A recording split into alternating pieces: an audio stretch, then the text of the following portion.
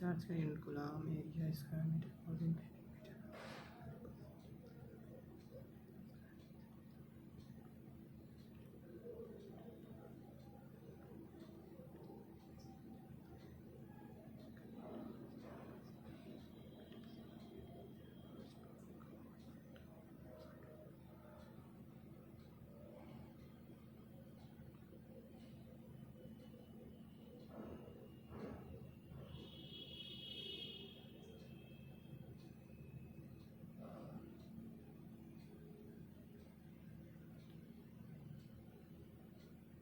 A nanometer is equal to, do you know how much in nanometers?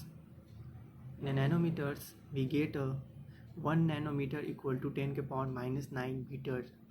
You know that in a 1 byte is equal to, do you know, 1024 bits. No, that's what's wrong. It's 8 bits.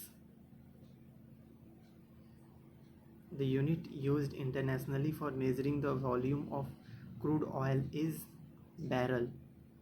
The units used internationally for measuring the volume of crude oil is barrel. Which of the following units of land area measurement are prevalent in India? बिगहा, कनल, किला, कट्ठा, हर तरीके से हम लोग क्या करते हैं, measure करते हैं. Fundamental and derived units. Fundamental units are in general those which can't be expressed in terms of others. अगर हम बात करते हैं, आज हम लोग डिस्कशन करते हैं मोशन का. मोशन के डिस्कशन करने के लिए, न्यूटन लॉ के डिस्कशन करने के लिए हमें मोशन के 3 फॉर्म को स्टडी करना होगा, 3 कॉन्सेप्ट को स्टडी करना होगा. पहला है हमारा पोजीशन, दूसरा है वेलोसिटी, तीसरा एक्सीलरेशन. अगर ये तीनों कॉन्सेप्ट अगर आपको आते हैं, तो आप अच्छे से मोशन न्यूटन्स लॉ का स्टडी कर सकते हैं. सबसे पहले बात करते हैं पोजीशन का.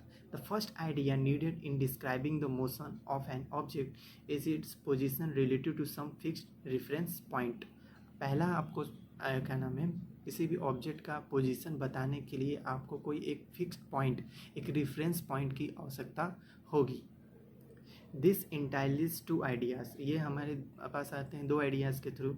The distance the object is away from the reference point and also the direction relative to that of point. For example, अगर एग्जाम्पल के रूप में हम लोग समझना चाहें तो Toronto is about 300 kilometre east of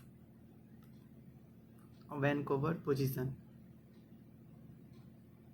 अगर हम डिफ़ाइन करें पोजीशन की, तो पोजीशन को डिफ़ाइन करने के लिए हमें एक फिक्स पॉइंट की ज़रूरत होगी, एक रेफरेंस पॉइंट की ज़रूरत होगी. जैसे कि अगर हम डिफ़ाइन करना चाहें कि दिल्ली हमारी दूर है बिहार से 1200 किलोमीटर, तो हमें दिल्ली को डिफ़ाइन करने के लिए, दिल्ली की दूरी डिफ़ाइन करने के लिए एक रेफरेंस पॉइंट की आवश्यकता थी. जैसे जो बिहार है वो हमारा एक क्या हुआ, रेफरेंस पॉइंट हुआ. that is the reference point which we need to be defined the position of any other objects under any other distance. Now we have to come to the next topic, that is displacement. The change in position of the body in a certain direction is known as displacement. It is a vector quantity. जो change in position होता है body का एक certain direction में is known as displacement. It is a vector quantity.